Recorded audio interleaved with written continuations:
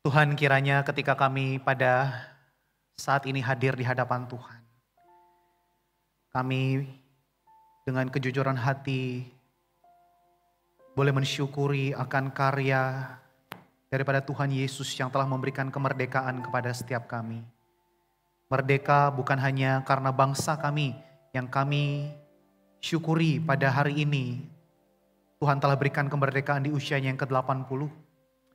Tetapi juga kemerdekaan secara rohani di mana Tuhan mengizinkan kami untuk boleh hidup, menikmati hadirat Tuhan, menikmati pemeliharaan Tuhan. Sampai satu hari nanti kami pulang ke hadapan-Mu Tuhan. Kami akan menyadari bahwa sejak dahulu memang Engkaulah Tuhan yang bermurah hati, boleh menambah-nambahkan usia kami. Maka Tuhan kiranya melalui lidah bibir kami, mencerminkan apa yang ada di isi hati kami Tuhan. Untuk kami boleh memuliakan Engkau Tuhan. Bukan siapa kami, tetapi siapa Tuhan yang boleh memberikan kemerdekaan bagi setiap kami. Nah, pada saat ini Tuhan kami mau tunduk di hadapan-Mu, kiranya kebenaran firman-Mu yang telah memerdekakan kami, menuntun kami juga Tuhan, untuk di dalam hidup ini, kami boleh menjalani kehidupan yang sungguh berkenan. Sehingga hari-hari kemerdekaan yang Tuhan berikan kepada kami boleh memuliakan hati Tuhan. Terima kasih ya Tuhan, ini doa syukur kami, kerinduan kami panjatkan di dalam nama Tuhan Yesus Kristus. Kita bersyukur dan kita berdoa. Amin. Shalom saudara sekalian. Kita bersyukur di minggu ini kita boleh kembali menikmati peribadahan yang Tuhan berikan kepada setiap kita. Kita bersyukur kita boleh diberikan kemerdekaan untuk bisa beribadah bahkan di tempat ini pada siang hari ini. Nah, saudaraku, kita juga bersyukur oleh karena kita masuk di dalam kelanjutan dari eksposisi surat Yakobus dan minggu ini kita tiba di pasalnya yang kelima. Saudara, saya mengajak kita untuk bersama-sama merenungkan akan firman Tuhan dengan satu tema yang diberikan, yaitu peringatan kepada orang kaya. Saudara, mari kita membuka Yakobus pasal yang kelima, ayat 1 sampai yang ke-6, dan saya mengajak kita boleh membacanya secara bergantian. Saya membaca ayat yang pertama dan saudara-saudari sekalian membaca ayat yang kedua, demikian kita bergantian sampai ayatnya yang ke-6. Yakobus pasal yang kelima, ayat pertama sampai yang ke-6, saya mulai terlebih dahulu di dalam ayat yang pertama. Jadi sekarang hai kamu orang-orang kaya, menangislah dan merataplah atas sengsara yang akan menerima kamu.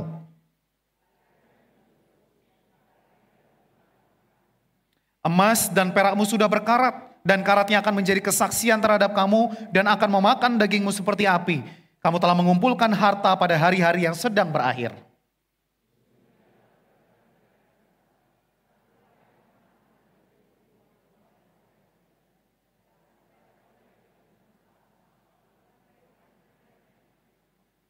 Dalam kemewahan kamu telah hidup dan berfoya-foya di bumi. Kamu telah memuaskan hatimu sama seperti pada hari penyembelihan.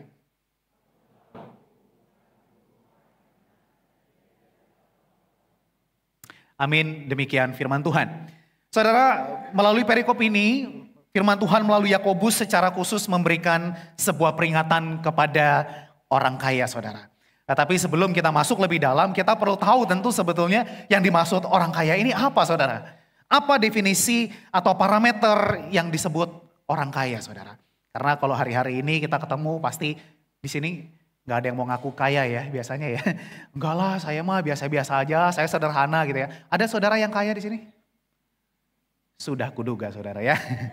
Nah saudara, kalau saya boleh memberikan satu definisi yang sederhana di dalam pandangan tradisional, maka orang yang kaya adalah orang yang memiliki pendapatan melebihi pengeluaran operasional sehari-harinya. Dan juga tentunya ada kewajiban-kewajiban formal yang harus dipenuhi. Sehingga masih memiliki tabungan yang cukup untuk kemudian diinvestasikan. Nah lalu kemudian dari investasi tersebut tidak hanya berkembang untuk bisa menutupi akan pengeluaran-pengeluaran pribadi. Tetapi investasi itu juga bisa dikembangkan untuk menghasilkan profit bagi nilai investasi itu sendiri saudara.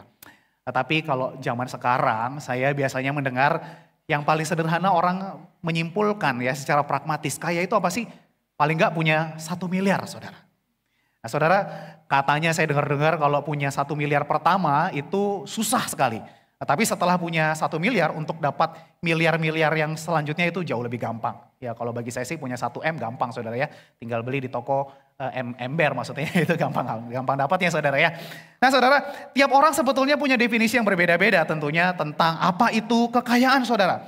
Sama seperti halnya ada satu kisah. Seorang ayah ya yang sangat kaya kemudian mengajak anaknya pergi berlibur ke sebuah desa dengan tujuan untuk mengajarkan anaknya mengajak dia untuk melihat seperti apa sih hidup orang miskin itu seperti apa saudara ya. Nah kemudian mereka menghabiskan beberapa hari menginap di sebuah rumah yang sederhana di desa itu. Dan setelah liburan itu mulai selesai, sang ayah ini bertanya kepada anaknya. Nak, gimana pandanganmu? Bagaimana liburannya? Wah sangat menyenangkan Pak. Apakah kamu sekarang bisa melihat betapa miskinnya kehidupan seseorang? Iya loh Pak, aku sekarang bisa melihat. Ya coba ceritakan, apa yang kamu pelajari dari liburan ini? Lalu anak itu menjawab, Pak, iya loh, di rumah kita tuh cuma punya 1 anjing. Di sini Pak, coba lihat anjingnya ada banyak sekali Pak. Kita punya kolam renang, itu ujungnya cuma sampai setengah taman Pak. Mereka kalau mau berenang punya sungai, itu sampai wah ujungnya nggak kelihatan Pak. Terus kita di rumah Pak, supaya bisa terang, kita beli lampu-lampu impor, ada di sini dan di sudut itu. Di sini Pak, buset, itu bintang ada banyak sekali bertebaran dan bisa menerangi pekarangannya. Teras rumah kita Pak, itu cuma sampai depan halaman itu aja. Mereka kalau mau main di halaman, itu sampai ujung batas cakrawala, nggak kelihatan Pak ujungnya. Pak, di rumah kita cuma punya 3 pembantu. Di sini Pak, kalau ada yang kesulitan, itu 1 kampung yang bantuin. Kita di rumah juga punya security, cuman ada 2 Pak. Di sini kalau mau jaga rumah, itu semua orang ada belasan di kiri kanan yang bisa membantu. Papahnya tertegun, tidak bisa berkata-kata. Lalu anak itu kembali menjawab, terima kasih Pak, Papa sudah menyadarkan saya. Papa sudah menunjukkan betapa miskinnya kita. Nah saudara, tentu definisi kekayaan itu bisa jadi berbeda-beda. Tetapi di dalam konteks surat Yakobus ini rupanya adalah satu kekhususan yang memang dengan sederhana yang dimaksud oleh Yakobus adalah orang yang memang punya kelimpahan saudara. Yang artinya mereka mempunyai bentuk uang atau kepemilikan aset seperti rumah, tanah, ladang yang kata kuncinya adalah melimpah. Melebihi dari apa yang diperlukan untuk kebutuhan sehari-hari. Tapi saudara sebelum saya lebih lanjut membahas tentang peringatan Yakobus ini, saya ingin kita lebih dahulu memahami bahwa baik orang yang kaya, baik orang yang merasa biasa-biasa saja, ataupun orang-orang yang bahkan mungkin merasa, aduh saya ini orang yang berkekurangan. Saudara kita sebetulnya di hadapan Tuhan kita punya satu kondisi yang sama. Di mana kita sama-sama punya satu potensi untuk jatuh di dalam dosa, jikalau kita itu hanya fokus kepada dunia ini saja. Maka yang akhirnya saudara mohon maaf, baik yang kaya maupun yang miskin, keduanya sama-sama tidak lagi fokus kepada hal-hal yang kekal nantinya. Nah, sehingga saudara yang satu terlalu khawatir bagaimana bisa menjaga hartanya, bagaimana bisa melipatkan hartanya. Tetapi yang satu lagi terlalu khawatir, bagaimana ya caranya saya supaya bisa keluar dari kemiskinan ini, saya bisa jadi orang kaya sama seperti orang yang itu. Sehingga fokusnya hanya kepada dunia ini saja. Itu satu kondisi yang sama yang semua orang kita hadapi. Sehingga saudara ada satu konten di sosial media yang saya temukan ada dua teman yang saling berandai-andai saudara. Yang satu itu berkata seperti ini, kalau seandainya kamu nih ada orang yang mau berikan kamu uang 1 M, kamu bakal berterima kasih nggak sama orang itu? Wah 1 M ya, wah pastilah sangat-sangat berterima kasih sama orang itu ya, kalau bisa wah aku sujud-sujud dah sama dia gitu ya. Tapi besok kamu mati. Wah mukanya berubah. Oh ya jangan dong. Mendingan aku besok bangun gak dapat 1 M daripada dapat 1 M, malah aku mati. Lalu orang itu kembali bertanya, terus kenapa kamu tidak berterima kasih dan sembah sujud kepada pribadi yang masih memberikan kamu 1 hari untuk bangun? Saudara, diskusi ini menjadi pengingat bagi kita bahwa setiap kita perlu berjaga-jaga untuk tidak fokus hanya kepada harta di dunia ini saja. Yang mana akhirnya Yakobus pun mengingatkan dengan sangat penting kepada orang-orang yang tidak hanya punya berlebih, tetapi juga yang mungkin memang belum punya, tetapi menginginkan kelebihan-kelebihan itu di dalam hidupnya. Maka ada peringatan-peringatan yang harus diperhatikan di balik kekayaan itu, saudara. Nah, saudara, yang pertama adalah kekayaan itu tidak melenyapkan kesengsaraan. Sama-sama katakan, kekayaan tidak melenyapkan kesengsaraan.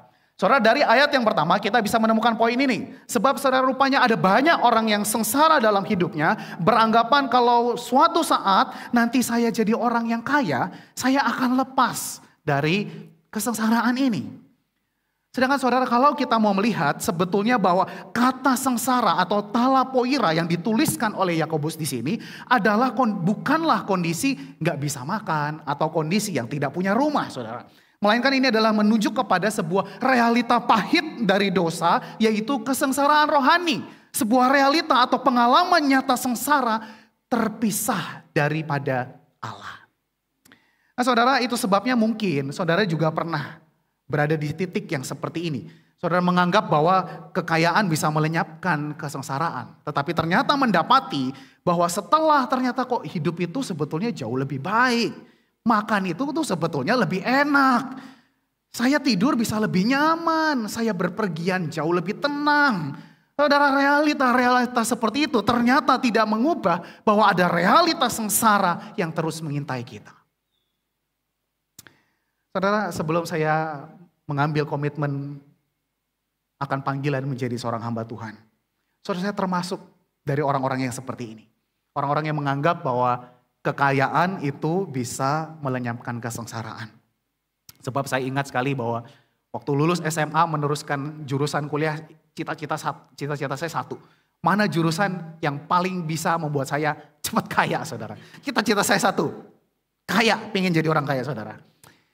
Lalu singkat cerita saya lulus sarjana dan sempat bekerja di salah satu kantor akuntan publik dan menurut saya waktu itu gajinya sangat-sangat besar, saudara.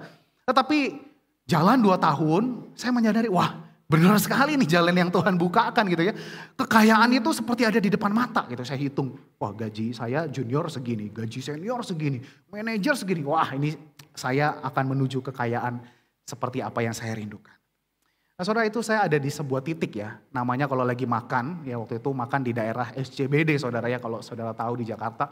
Itu buka menu, saya tuh di satu titik begini, lihat menu itu lihat menunya apa. Bukan lihat harganya, saudara ya. Kalau zaman sekarang lihatnya harga ya. Aduh, nih harganya berapa nih, buka menu ketar-ketir gitu ya. Aduh, ya lauknya yang kalau bisa sharing gitu ya. Lihat harga nasi, aduh kok nasi 12.000 ya. Langsung kepikiran, tahu gitu tadi masak dulu di rumah bawa bekal gitu ya. Nah, saudara, saya ada di titik seperti itu dulu. Wah, kalau mau makan gak usah lihat harga, saudara ya. Yang penting pilih-pilih gitu ya. Tetapi realita tersebut, saudara, tidak mengubah bahwa ada realitas sengsara yang tidak bisa hilang dalam diri saya. Sehingga saudara mungkin juga pernah mendengar ada kutipan, ini biasanya influencer masa kini ya, mengatakan begini. Lebih baik menangis dalam mobil Ferrari daripada menangis di mobil angkot. Ya saudara tahu mobil angkot ya saudara ya. Di sini kayaknya agak jarang ya, kalau di Jakarta lumayan banyak tuh angkot ya. Katanya lebih baik menangis di mobil Ferrari daripada di mobil angkot. Terus terang sampai hari ini saya belum pernah naik mobil Ferrari. Saya nggak tahu di situ ada blower apa gitu yang membuat air mata tuh bisa hilang gitu ya, lebih nyaman, nggak tahu juga saudara ya. Tetapi ya ini adalah realita yang sebetulnya mau menggambarkan meskipun ya kesengsaraan aku nggak bisa hindarin, tetapi setidaknya masih ada hal-hal lah yang membuat aku nyaman, saudara. Nah, saudara, bagi saya menghayati akan hal ini adalah sesuatu yang realistis, saudara. Realistis, saudara. Tetapi kok mengapa meskipun ini realistis, tetapi Yakobus itu sampai tetap berkata bahwa orang kaya, kamu harus menangis dan merataplah. Mengapa, saudara? Oleh karena rupanya kesengsaraan akibat fokus pada dunia dan terasing dari hadirat Allah adalah kesengsaraan yang harta sekalipun tidak bisa menambah rasa nyaman di dalamnya.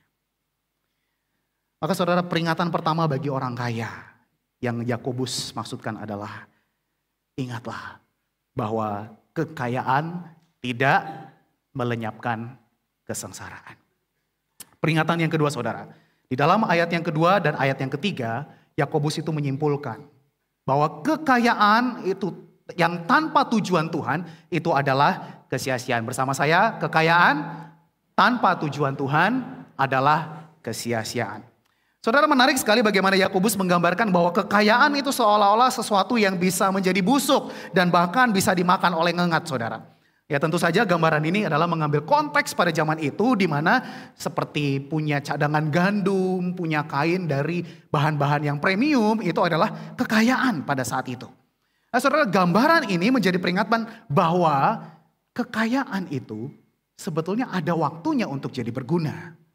Tetapi kemudian juga ada waktunya ketika dia sudah tidak berguna lagi. Maka saudara, ketika kita mengumpulkan kekayaan itu tetapi tidak ada tujuan di dalamnya, maka seringkali kekayaan itu menjadi sia-sia begitu saja. Saudara, minggu yang lalu kita belajar tentang rencana kita atau rencana Tuhan. Dan merenungkan bagian tersebut, kemudian mencari kaitannya dengan bagian ini pada hari ini, saya menjadi belajar akan sesuatu. Saya melihat, saya sadar akan sesuatu bahwa orang yang merasa hasil kekayaannya adalah karena kehendak dan perjuangannya sendiri, itu akan menunjukkan sikap hidup yang berbeda dengan orang-orang yang merasa hasil kekayaannya adalah karena kehendak Tuhan dan karena kemurahan Tuhan. Benar gak saudara? Beda jauh saudara. Contohnya saudara, belum lama ini ramai di sosial media juga. Ada seorang komedian yang bernama Matt Rife. Matt Rife itu melakukan sebuah pembelian akan boneka, saudara. Ada yang tahu boneka apa, saudara? Boneka Annabelle, saudara. Boneka Annabelle adalah boneka yang dipercayai punya kekuasaan gelap dan bahkan dipopulerkan melalui film-film horor, saudara ya. Jadi ini sangat mengerikan sekali dan Matt Rife itu membeli akan boneka ini. Tetapi tidak hanya boneka ini saudara yang dibeli, tetapi juga hak untuk menjaga sebuah rumah yang dimana Annabelle ini berada. Dan di tengah-tengah Annabelle itu juga ada 750 benda mistis saudara. 750 benda mistis. Ada yang mau nginep di sana camping gitu saudara? Ya saudara, ketika saya coba cari informasi estimasi biaya yang dikeluarkan oleh Matt Rife, ya saya gunakan AI dengan konversi yang ada. Saudara, diperkirakan biaya yang dikeluarkan itu 8 triliun rupiah. 8 triliun rupiah. Pertanyaannya, buat apa saudara? Saudara, ketika saya juga melakukan research juga melihat budget yang ada di Indonesia dengan 8 triliun itu setidaknya bisa dapat 40.000 rumah subsidi. Bagi 40.000 keluarga untuk bisa tinggal. Dibandingkan untuk satu rumah yang berhantu lagi. Inilah saudara ketika seorang kaya tanpa mengetahui tujuan Tuhan mengizinkan dia menjadi orang kaya, lama-lama hidupnya aneh saudara. Ya, koleksinya aneh-aneh, hobinya aneh-aneh. Kemudian hal-hal yang menjadi kebiasaannya juga aneh-aneh. Maka saya tadi mengingatkan di KU yang pertama, saudara coba cek. Suami dan istri udah mulai aneh-aneh belum saudara ya? Siapa tahu kalau udah mulai aneh-aneh ya, jangan-jangan dia punya kekayaan tapi gak bilang-bilang saudara ya. Bercanda ya saudara ya. Nah saudara, sebaliknya seorang yang kaya maupun yang dia bukan sekaya itu, tetapi kalau ia mengetahui porsi yang Tuhan percayakan untuknya, maka titipan Tuhan itu tidak akan sia-sia. Seperti misalnya saudara, salah satu tokoh yang mungkin tidak terlalu sering kita dengar itu bernama Murray Bruce Brass. Saudara kalau cari fotonya di internet mungkin sangat susah. Saya juga gak ketemu gambar yang jauh lebih bagus daripada kotak yang kecil ini saudara. Saudara, tetapi di kalangan rohaniwan, orang ini adalah orang yang cukup dikenal. Brass adalah pendiri dari Brass Trust, salah satu lembaga pendanaan khusus bagi beasiswa untuk orang-orang Malaysia, orang Singapura, dan juga orang Indonesia yang rindu menjadi hamba Tuhan di Asia. Brass sendiri meninggal tahun 1982 di Singapura, tetapi sampai hari ini kurang lebih 40 tahun sudah, dana yang dia simpan di dalam Brass Trust itu telah memberikan beasiswa bagi banyak calon hamba Tuhan, saudara. Nah saudara, yang menarik adalah lembaga ini tidak pernah melakukan secara terbuka penggalangan dana. Jadi seluruh biaya yang dikeluarkan itu semata-mata melalui ROI, ya Return on Investment. Yang kemudian bisa menutupi investasi itu untuk berkembang terus, tetapi di sisi lain juga cukup untuk dikeluarkan sebagai pendanaan bagi beasiswa. Nah, saudara, inilah kita melihat perbedaan. Ketika seorang kaya tahu tujuan kekayaannya dari Tuhan, maka kekayaannya tidak sia-sia. Amin. Nah, saudara, gambaran Yakobus kemudian tentang emas dan perak itu menunjukkan sebuah sindiran, saudara. Ya, dikatakan bahwa emas dan perakmu berkarat. Saudara tentu tahu bahwa emas dan perak sebetulnya tidak bisa berkarat. Tetapi jika sampai Yakobus menggunakan gambaran itu adalah karena dia saking gemesnya dengan orang kaya. Bukan karena fakta bahwa mereka adalah orang kaya, tetapi karena fokus mereka adalah untuk mengumpulkan kekayaan itu saja. Sehingga itu sebabnya Yakobus mengatakan bahwa itu pada akhirnya akan memakan dagingmu seperti api. Kenapa seperti api, saudara? Karena api yang kecil bisa mengakibatkan kerusakan yang besar. Hal-hal yang kecil yang kita abaikan demi kekayaan itu akan berdampak besar dalam kehidupan kita. Saudara pernah kenal dengan seseorang yang mengejar uang, kekayaan sedemikian rupa, sampai akhirnya lupa sama dirinya. Lupa dengan kesehatannya. Lupa dengan keluarganya. Saudara, hidup memang perlu uang. Tetapi uang tidak bisa membeli hidup. Kita perlu berhikmat mana yang bisa diperjuangkan. Mana yang Tuhan masih mau memberikan ruang di mana kita berjuang tetapi tetap bisa berada di dalam kehidupan yang sejati. Saudara, terutama saya berbicara kepada saudara-saudaraku yang pria, para ayah, atau secara umum para orang tua. Memberi yang terbaik bagi anak bukan selalu berarti memberikan fasilitas yang terbaik dari pilihan yang ada. Memberi yang terbaik seringkali berarti memberikan diri yang terbaik. Seringkali yang terjadi adalah kebalikannya. Kita memberikan fasilitas yang terbaik. Mungkin sekolah yang terbaik, universitas yang terbaik, mungkin alat-alat atau perlengkapan yang terbaik. Tetapi pas kita berikan diri kita udah gak berikan yang terbaik. Pas kita ketemu sama anak kita sudah capek. Pas kita mau ngobrol dengan anak-anak kita udah gak tahu mau ngomong apa. Saudaraku, jangan sampai kita korbankan hal-hal yang awalnya begitu kecil. Misalnya waktu bermain dengan anak. Waktu ngobrol yang berkualitas antara suami dengan istri. Mendampingi orang tua yang sebenarnya selalu ada, selalu free untuk dihubungi atau diajak bicara. Bahkan waktu-waktu kecil dari jam tidur kita. Oleh karena mengejar kekayaan. Saudara, semua dimulai dari hal yang kecil. Tetapi ketika itu sudah menjadi masalah yang besar, kita memerlukan belas kasihan Tuhan. Maka saudara, temukanlah tujuan Tuhan di dalam masing-masing porsi kekayaan yang dipercayakannya. Agar hidup kita yang kita jalani itu juga punya makna yang berkelimpahan.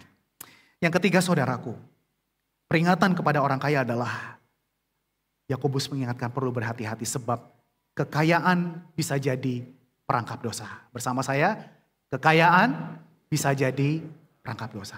Saudara, ayat 4 sampai ayat ke-6, Yakobus itu mensinyalirkan akan hal ini. Sebab saudara, gambaran yang Yakobus berikan pada bagian ini adalah seseorang yang kekayaannya itu ada di dalam bentuk kepemilikan atas ladang, saudara. Dan biasanya orang-orang yang bekerja sebagai buruh di ladangnya itu adalah pekerja harian. Sehingga mereka ada di satu titik kehidupan, untuk mereka bisa hidup di esok hari, mereka sangat bergantung dengan upah yang mereka terima hari ini. Tetapi bukankah firman Tuhan di dalam Imamat juga mengingatkan bahwa hal ini itu harus menjadi perhatian bagi orang-orang percaya. Tetapi yang ternyata masih bisa dilakukan oleh jemaat Tuhan yang bahkan sampai hari itu Yakobus menegur jemaatnya. Saudara, kita perlu hati-hati. Hal ini pun sepertinya kita bisa cincai, orang mungkin tidak ada yang tahu. Tetapi saudara, ayat-ayat yang disebutkan oleh Yakobus menunjukkan bagaimana Tuhan sendiri mendengar jeritan daripada mereka yang upahnya tertahan itu, saudara. Saudara, inilah mengapa seorang yang dipercayakan kekayaan oleh Tuhan, tetapi tidak mau menjalankan perannya sebagai saluran berkat Tuhan, itu akan jatuh di dalam perangkap dosa. Yang kedua saudara, perangkap dosa yang dinyatakan oleh Yakobus adalah jikalau kekayaan itu menghantarkan seseorang pada satu gaya hidup yang mewah, yang kemudian berfoya-foya saja, itu bisa menjadi perangkap dosa. Sebab dengan kekayaannya mereka menunjukkan satu gaya hidup berada dalam pengejaran akan kenikmatan duniawi, tetapi di sisi yang lain dia mengabaikan akan kenikmatan rohani. Jadi yang dipikirin adalah kenikmatan duniawi, kenikmatan rohani dia sudah gak pikirin lagi. Nah, saudara, itu hanya mungkin terjadi ketika orang itu punya kekayaan. Kalau gak punya kekayaan, saudara, biasanya akan lebih sering apa? Lebih sering doa, saudara. Jadi kalau saudara bertanya, ya Tuhan ajar aku untuk berdoa. Nah saudara, pusing-pusing dah saudara ya. Tetapi seringkali hal ini bisa menjadi perangkap akan dosa. Kekayaan menjadikan mereka lupa sama Tuhan. Bahkan membuat mereka begitu fixated. Begitu terikat dengan apa yang mereka kumpulkan dan apa yang mereka simpan. Sehingga saudara, apa yang menjadi lagu dari Pemazmur nomor 84 yang mengatakan lebih baik satu hari di pelataranmu daripada 1000 hari di tempat lain. Saudara, lagu ini gak berlaku buat orang-orang yang seperti ini. Karena yang ada di dalam pikirannya lebih baik di Thailand atau di Korea gitu ya. Di hadirat Tuhan. Aduh, hari Minggu ini jarang-jarang bisa jalan-jalan saudara. Nah, saudara, kita harus berhati-hati. Maka benarlah gambaran yang digunakan oleh Yakobus di dalam kalimat. Kamu telah memuaskan hatimu sama seperti pada hari penyembelihan. Saudara, menarik karena di dalam bahasa asli sebetulnya terjemahannya adalah kamu seperti lembu yang sedang digemukkan. Menikmati semua kenikmatan-kenikmatan tanpa sadar bahwa ada satu hari bahwa engkau nanti akan dipotong. Kita harus berhati-hati saudara. Nah saudara, perangkap yang ketiga yang dinyatakan oleh Yakobus adalah karena kekayaan seseorang itu punya kuasa untuk melakukan kejahatan. Dan untuk kekayaan seseorang mau melakukan kejahatan. Saudara, ini bukan lagi menjadi rahasia umum. Bagaimana ketidakadilan itu dilakukan dengan kuasa-kuasa yang dimiliki oleh karena kekayaan dan untuk kekayaan. Itu sebabnya di dalam 1 Timotius 6 ayat 7 sampai 10. Di sana juga dinyatakan ada satu bagian. Tetapi mereka yang ingin kaya terjatuh ke dalam pencobaan, ke dalam jerat dan ke dalam berbagai-bagai nafsu yang hampa dan yang mencelakakan, yang menenggelamkan manusia ke dalam keruntuhan dan kebinasaan. Karena akar segala kejahatan ialah cinta uang. Sebab oleh memburu uanglah beberapa orang telah menyimpang dari iman dan menyiksa dirinya dengan berbagai-bagai duka. Saudara, inilah peringatan-peringatan yang setiap kita, kalau bagi saya melihatnya bukan hanya untuk orang kaya. Tapi orang yang begitu terpaku untuk menjadi kaya juga perlu berhati-hati. Nah saudaraku, jikalau kita sudah mendengarkan 3 peringatan dari Yakobus ini. Maka siapa pribadi orang yang paling kaya yang saudara pernah jumpai dan bisa menjadi teladan di dalam kehidupan kita? Saudara, bagi saya dia adalah Tuhan Yesus. Di dalam 2 Korintus 8 ayat 9, firman Tuhan berkata, karena kamu telah mengenal kasih karunia Tuhan kita Yesus Kristus, bahwa Ia yang oleh karenanya kamu jadi miskin sekalipun Ia kaya, supaya kamu menjadi kaya oleh karena kemiskinannya. Saudara, gambar yang di depan ini adalah sebuah patung yang ternyata tidak hanya satu, ada sekitar 50 tersebar di beberapa kota di Amerika. Saudara, ini disebut dengan nama Homeless Jesus. Mau menunjukkan dan mengingatkan Tuhan itu menjadi miskin supaya kita itu beroleh kekayaan. Maka saudara, keunikan dari patung ini adalah tampak Tuhan Yesus yang seperti umumnya homeless, orang yang tidak punya rumah dan harus tidur di tempat-tempat publik. Tetapi di bagian kakinya saudara kelihatan ada bekas paku. Saudara, ini mengingatkan kepada kita bahwa kalau Tuhan yang begitu kaya mau jadi miskin bagi kita, mengapa kita masih mengejar-mengejar kekayaan yang sudah ditinggalkan oleh Tuhan itu? Maka saudara, dengarkanlah Injil ini. Sebab ketika di dalam dosa, ketika kita maunya mengumpulkan kekayaan, tetapi di dalam anugerah Tuhan dia mengosongkan dirinya. Ketika kita maunya menahan hak orang lain, dia membayar penuh dengan dirinya dicurahkan.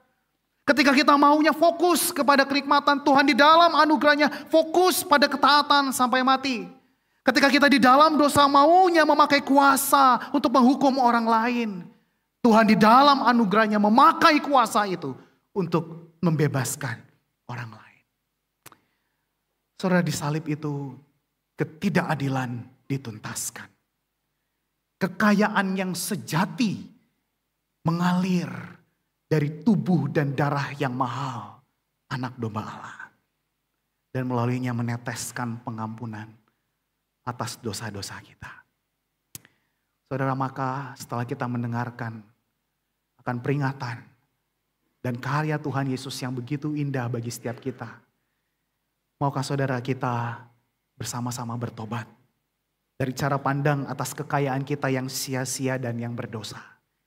Sehingga berapapun porsi kekayaan yang Tuhan percayakan kepada kita, kita rindu semuanya punya tujuan dari Tuhan itu. Mungkin itu bagi orang di sekitar kita, mungkin itu bagi gereja Tuhan, mungkin itu bagi bangsa dan negara yang melaluinya kita juga dipercayakan kekayaan dari setiap hal yang kita kerjakan di bumi Indonesia ini. Maka saudara, jadilah saluran berkat Tuhan. Dan ingatlah bahwa tujuan Tuhan untuk setiap berkat yang Tuhan percayakan kepada kita, kiranya boleh mengalir melalui setiap kita. Saudara, saya mengajak kita untuk kembali mengangkat pujian yang pertama tadi. Kita mau memberikan segala hal yang kita miliki yang Tuhan percayakan kepada kita. Sehingga itu boleh menjadi kekayaan yang kita persembahkan kepada Tuhan. Sehingga bangsa-bangsa di sekitar kita boleh menyembah Tuhan melalui segala kekayaan yang kita kuduskan di hadapannya. Dan bangsa-bangsa boleh melihat kekayaan Tuhan melaluinya. Saya mengundang kita boleh mengambil waktu untuk berteduh sejenak. Ketika kita mengingat segala kepercayaan Tuhan melalui kekayaan yang ada pada setiap kita. Sebenarnya apa maksud Tuhan mempercayakan kekayaan itu? Apakah itu untuk membangun kerajaan kita? Apakah itu untuk membangun rasa nyaman di dalam hidup kita? Atau sebetulnya Tuhan punya tujuan yang jauh lebih besar daripada hidup kita sendiri? Yang mungkin kita gak pernah tahu seluruh investasi itu Tuhan akan gunakan untuk apa. Tetapi satu hal yang kita tahu, semua yang berasal daripada Tuhan, ketika kita percayakan untuk Tuhan, Dia tidak akan pernah meninggalkan anaknya kekurangan. Tetapi Dia mau memakainya untuk menjadi karya yang memuliakan Tuhan. Marilah kita bersama-sama mengangkat pujian ini. Sehingga kiranya kita boleh berada di dalam jalan yang benar ketika kita mempersembahkan seluruh kekayaan kita.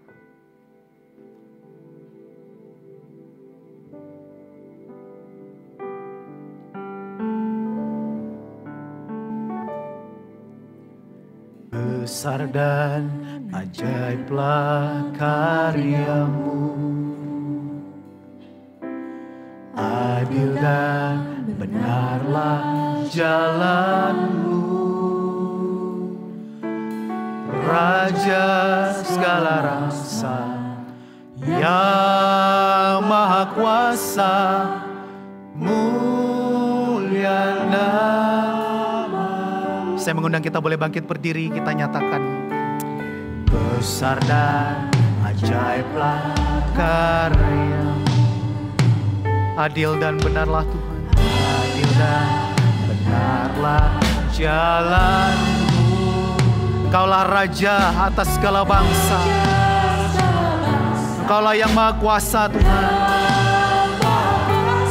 Kiranya Engkau dimuliakan Tuhan. Layaklah segala bangsa, layaklah segala bangsa,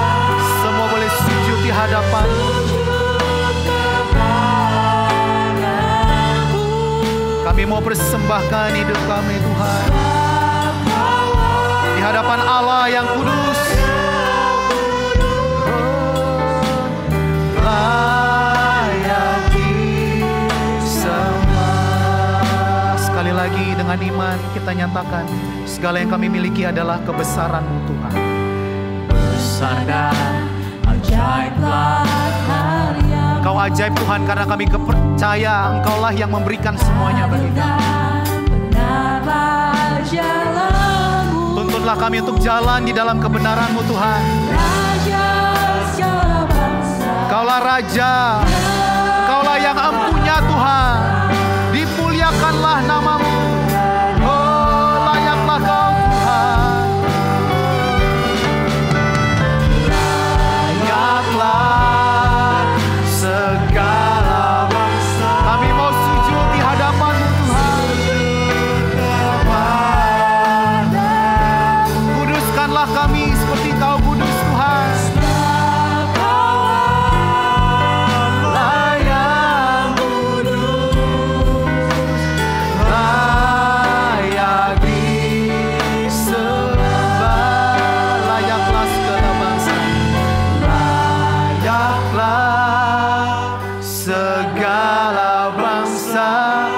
Persembahkan hidup kami Tuhan.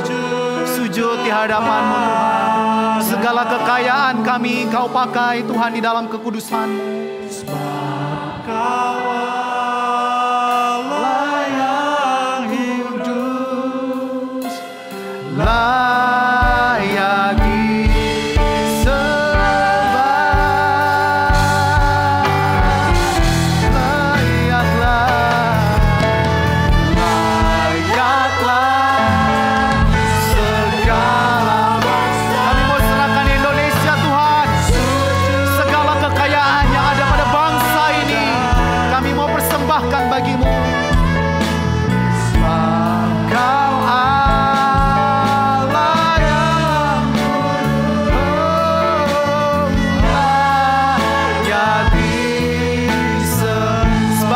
Allah yang kudus,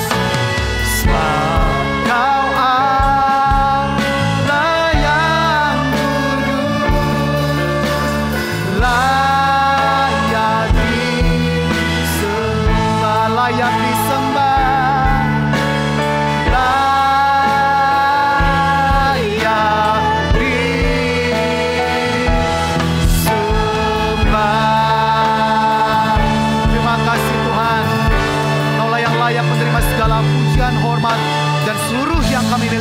kami mempersembahkan bagi kemuliaan-Mu Tuhan. Kami berterima kasih, kami percaya segala yang Engkau titipkan kepada kami adalah kepunyaan-Mu Tuhan. Kuduskanlah supaya di dalam segala penggunaannya Tuhan, kami memiliki rasa hormat dan takut akan Tuhan. Sehingga kami boleh berjalan di jalan yang benar, kami boleh mengambil keputusan-keputusan yang benar. Karena kami mau mempersembahkan segala yang kepunyaan Tuhan untuk boleh menjadi berkat dan hormat kemuliaan bagi nama Tuhan. Terima kasih Tuhan, kami mau mempersembahkan. Kiranya melalui segala hal yang kami miliki, kami mempersembahkan sehingga bangsa ini boleh mengenal akan siapa Tuhan yang boleh mempercayakan segala harta kekayaan pada kami. Itu adalah Allah yang empunya akan seluruh langit dan bumi. Terima kasih Tuhan, segala hormat kemuliaan hanya bagi nama-Mu. Dalam nama Tuhan Yesus Kristus, semua yang percaya katakan amin.